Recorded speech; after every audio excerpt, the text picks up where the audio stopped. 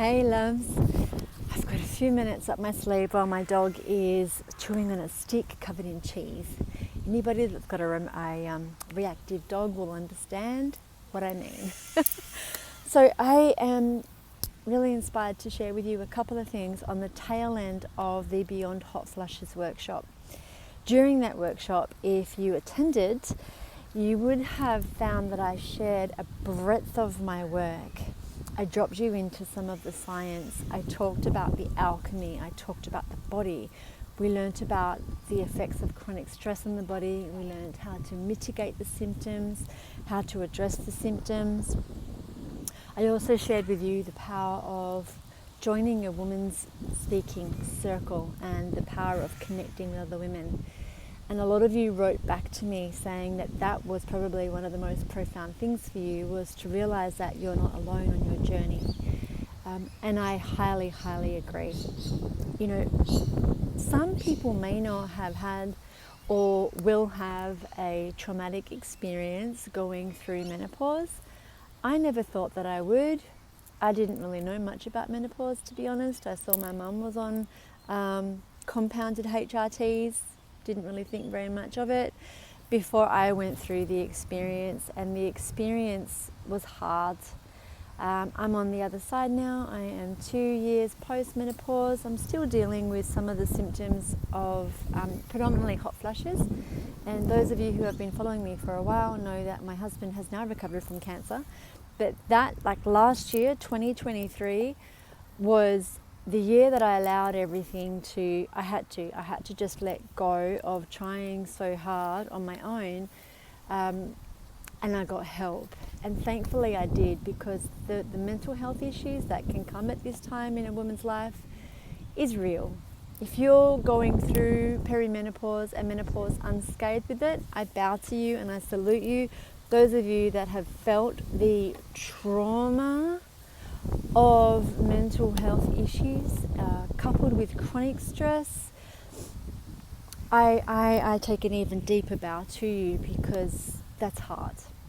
So what I want to share with you today are the 6 things that I did to master menopause. You can take what you need from this. If none of it resonates with you, great. If it does resonate with you, great. I just feel inspired to share this, and it's part of the work that I'm doing moving forward, is being a representative of what's possible for you when you start to consciously move through your life transitions, and recognize that the part of you that is staying small, the part of you that's not stepping forward and sharing your gifts or your inspiration, is the small self. It's the small ego, the part that's thinking, who am I to be in front of other people? What have I got to share? Or I could never do that. That isn't you. That's not the real you. That's an old version of you. That's the patriarchal, conditioned you that's been told to, tone it down. Don't shine your light or bad shit will happen to you. I guess in my life, bad shit has happened to me, and there's no fucking way I'm staying small anymore.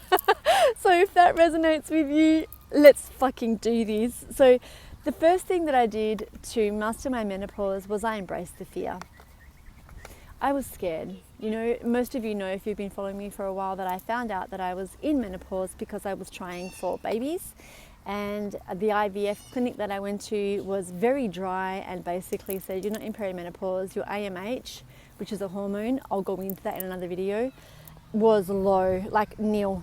AMH, let me just touch briefly on this, is the hormone that looks after all the follicles and the amount of eggs that you have inside your ovaries. If you are trying for children, or if you know anybody that's gone through IVF, AMH is typically the test that you can have to tell you if you're in menopause or not. It's basically your ovarian reserve. Mine was nil. Went into menopause right in the beginning of the pandemic when the whole world shut down. So the fear and the sense of doom, I had a sense of doom preceding finding out that I was in menopause, preceding the pandemic. Like my intuition was bang on, but I wasn't aware of what was happening because I was so focused on trying to fall pregnant. So I embraced the fear. I had no choice. I felt the fear, whether I embraced it or not, it's a different story. I ended up embracing it, but I felt the fear and I sat with it and I let myself cry. I let myself feel all the feelings. In a sense, the pandemic was a good thing because I had nowhere else to go. I can appreciate nowadays that if you're going through something and you've got a lot of emotions coming through, you will need to make time to feel the feelings, because the only way through to the other side, is to actually feel what you're going through. You got to feel it to heal it. There are some beautiful tools that I'll happily share with you that will help you to master your emotions, in that you don't control them. You actually learn to be at peace with what you're feeling and surrender the experience. I'll go into that in another video as well. Feeling the fear, first thing that does for you, it stops you from running away from it. Because there's this old saying, wherever you go, there you are. You can't outrun your emotions. You may not like what you're feeling. You may not like what they're presenting to you. You may not want to be where you are. But the fact is, you are. Wherever you are, there you are. So the moment that you choose to sit and be with the intense emotions, the fear, the feelings, for me, I had a lot of shame that I'd left it so long to try and fall pregnant. I had a lot of cultural stigma as well about aging. And I had to debunk those. I didn't want to. I didn't want to be an Italian woman without children. I had no idea how that would mean for me showing up in the world. There I was. So I had to sit in it. And sitting with it gave me back my power. The second thing that I did was educate myself. You need to know what's going on. The fact of the matter is, the only way to master anything is to learn about it. And I'm here with you. I'm looking around because my dog's reactive. I've got him tied to my leg. There's dogs walking around. So please excuse me for not looking at the camera 100% of the time. But this is the reality of it. So when you educate yourself, you start to understand what's going on, and you can start to work with your body. You can start to recognize the symptoms of perhaps you're putting on weight. I know I've already got double D boobs and they swelled even bigger, and I was like, what the hell is going on here? Why have I got all these strange aches and pains? What's this strange itchy thing going on in my skin? My hair started to fall out, my eyebrows started to fall out. Like, what is happening? Like overnight I felt like I got hit with the ugly stick. And once I started to learn about menopause and what was actually really going on, what was happening in my ovaries, what the symptoms were going to present as, I started to understand, okay, this is a part of life and I can work with this.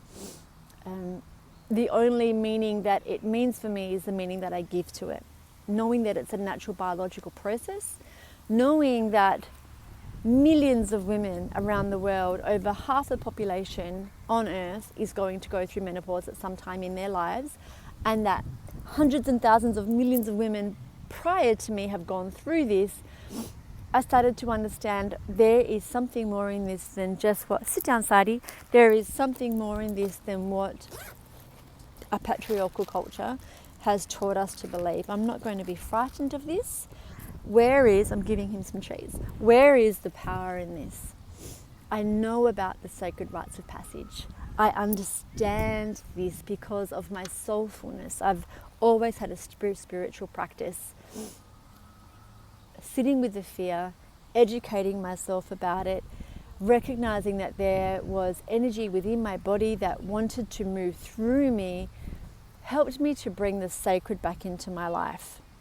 And by bringing the sacred back into my life, I turned the experience into something that I could work with. I could turn the trauma, the emotional trauma that had been suppressed throughout my life, that was being unearthed. A lot of women will talk about this during menopause, that stuff that they didn't remember or that they had just shoved under the carpet, things they'd put up with for so long, we're now starting to come up for reconciliation. And there's a reason why this is happening. It's also a reason why so many women feel like they're going through mental disturbances at this point in time. Come on, Sadie. It's because there's this stuff coming up and our body is wanting us to shed it. because menopause is a huge opportunity for us to reconcile with our past, bid it farewell, take the wisdom from the experiences, let go of the pain, so that we can lead a truer, more purer next phase of our lives, because this is where our power lies. In ancient cultures, prior to the patriarchy, prior to God being a man, and I'm sorry if that offends anybody, but this is my truth,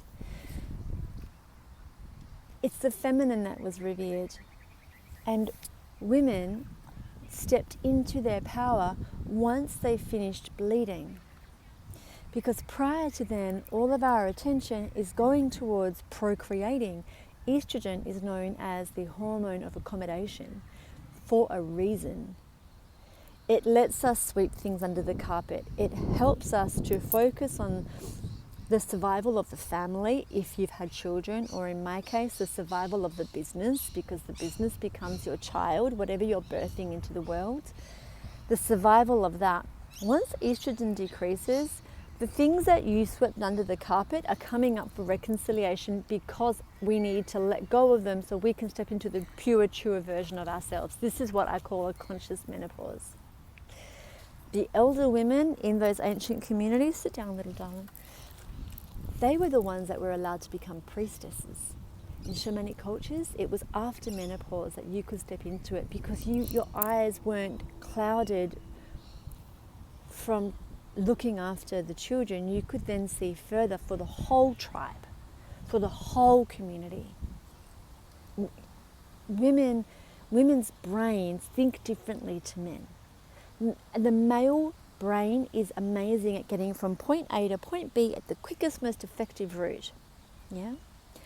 However, it doesn't take into consideration the whole spectrum of what that route could potentially do for the greater community as a whole, for the earth. And we've seen that. We've seen how the way the world has been governed to date, in order to strive for more money and effectiveness and fast moving pace, what it does to the community, what it does to human beings, to the mind, to the heart, to the soul, to the spirit, to the people. Where women's minds, we take in everything. We consider maybe the fastest route isn't the best route. The meandering, like a river moving through the land. We want to water and nourish everything along the path, or we will destroy whatever is hindering our growth. I'm digressing. This is what needed to be shared. I'm coming back to the purpose of this video. The 6 things I did to master my menopause. I felt my fear.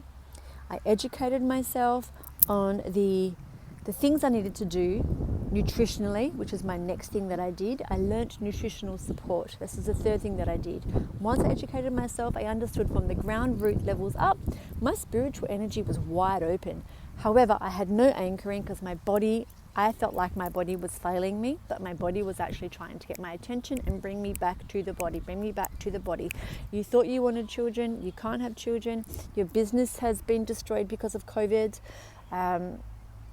All this stuff is coming up. You need to get into the body, heal the body, and then open up to the higher areas of life, like the chakra systems, okay? You need to get down into the body. So with nutritional support, looking after my body, looking after the bones and the flesh of me, enabled me to get better sleep, enabled me to anchor myself, enabled me to care for my vagina and my uterus and my bones and all the things that anchor us. This is all the safety and the sense of security that comes from the base chakra. So with nutritional support, I was able to then also care for my mind, because I was looking after myself in a different way.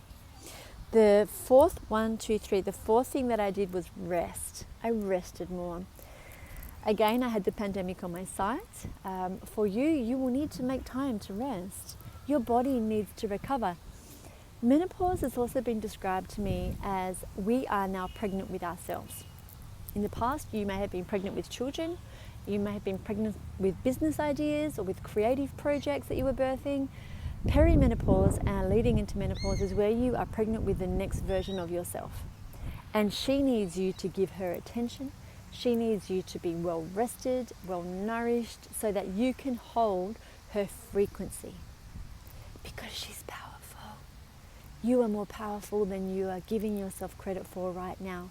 All of your life's experience, everything that's happened to you, you can continue being a victim to it if you want to.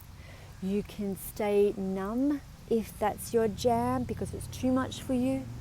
But you need to know that you are more powerful than you are giving yourself credit for. And the woman that you are becoming through your menopause transition, she has got the capacity to heal the unhealed parts of you if you let her. And you let her by resting. Reclaiming my rest, I personally needed to go into HRTs. As I said to you, with Matt's cancer diagnosis, on top of my whack menopause symptoms, I could not ground myself. I was too far. I had very dark thoughts. I went to places that scared me. And by going on to HRTs, helped me to firstly get better sleep. It helped me to steady myself so that I could continue the deeper work, that I could continue being there for my husband and my family whilst I worked through my menopause transition. So if you're experiencing really intense symptoms, I want you to know that there have been leaps and bounds in HRT studies. Don't be frightened. Educate yourself. Find a good doctor. And if the doctor that you're with isn't giving you the information that you need, find someone else. If you're in Perth and you want to find a new doctor, reach out to me. In my journeys, I've met so many fantastic people that I will happily share their contact details with you. Okay, so let's go on to the next one. I made self-pleasure a priority. Now, those of you who've been following me for a while know that I used to be an educator at the Yoni Pleasure Palace. I have used conscious sex toys prior to meeting my husband. I used sex alchemy to be able to move my energy in a space where I attracted the man that I wanted. Now, you may not know this, but your G zone, which is just inside your vagina to the anterior area of your body, is directly connected to your pituitary gland inside your brain. Your pituitary gland is what produces the FSH, your follicular stimulating hormone, and your LH, your luteinizing hormones. These are your sex hormones that are related to your uterus moving through the stages of your reproductive cycle. Okay, they're involved in your menstruation and they're involved in your ovulation. Whenever you are, if you're still got your period, you'll find that the FSH and LH are what help the uterus to start getting land ready for the egg to land and to germinate. When you get your period, you'll find that they help to shed it. I'm not going to go into it now because it's another video. However, what happens in menopause is that your LH and your FSH levels rise to the same levels that they're at when you're ovulating. Now, any of you that are following your cycle will know that when you're ovulating, you will probably find that that's when you're at your most mental clarity, sharpness. That's when you're at your most sexiest. That's when you've got the most energy. Menopause, when those two hormones rise, your intuition opens up. That's why you have prophetic dreams. That's why you feel so much. You might pick up other people's energy. It's because your body is like a huge tuning fork and you are tuning in. You will want to make sure that pleasure is part of your vocabulary. For me, I used yoni eggs and crystal dildos to massage my vagina and my vaginal organs and my urethra opening, which is all areas inside the vulva, because I was experiencing vaginal atrophy. So finding some really fantastic self-lubrication oils. I was using a yin oil, which is saturated in sea buckthorn, which mimics estrogen. You can go and find these on my website too, by the way, underneath the chapter that says Sensual Self-Care. Yin body oil, self-lubrication oil was my go-to. You could also use vitamin E oil. Go and get a capsule of vitamin E, pierce it, use the oil and massage your vagina and your vulva with it. Spend time loving up on your body. Vaginal atrophy is no joke and it's no fun. It can also cause hurt when you pee. It can hurt. having sex can be painful, even sitting can be painful. When you start to feel your pussy plump up, again, it drops you into your body, and pleasure opens you up to receive more pleasure. Your body works best when it's feeling good. So I used sensual self-care and sexual self-care as a means for caring for my body. The sixth thing that I did was I used the alchemy available for me in menopause to transform the way that I live and bring what was my pain into my highest power and step into a new role of educator and healer. You are in my world right now for a reason. There is something within this conversation that is sparking your interest, otherwise you wouldn't be here the whole way. You are a healer. You are a healer of yourself. You are a healer of your family. Using the alchemy available for you inside your menopausal transition opens you up to receive insights, prophetic dreams, a calling, a nudge, a desire may be born within you to do something else with your life. I go deeper in this in my program called Nourished, supporting in my mentoring program to help you recreate the next version of yourself. If this video has landed for you, let me know. Share it in the comments below. If there's anything that you'd like me to go deeper in, also let me know. So there's my 6 things that I did to master menopause. 2 years post-menopause, and the world is a very different place for me prior to going into menopause. Hope this helps you today. Sadie, come here. Oh, he's chilling again. I wish you all the very best on your journey. I look forward to talking with you soon. Bye now.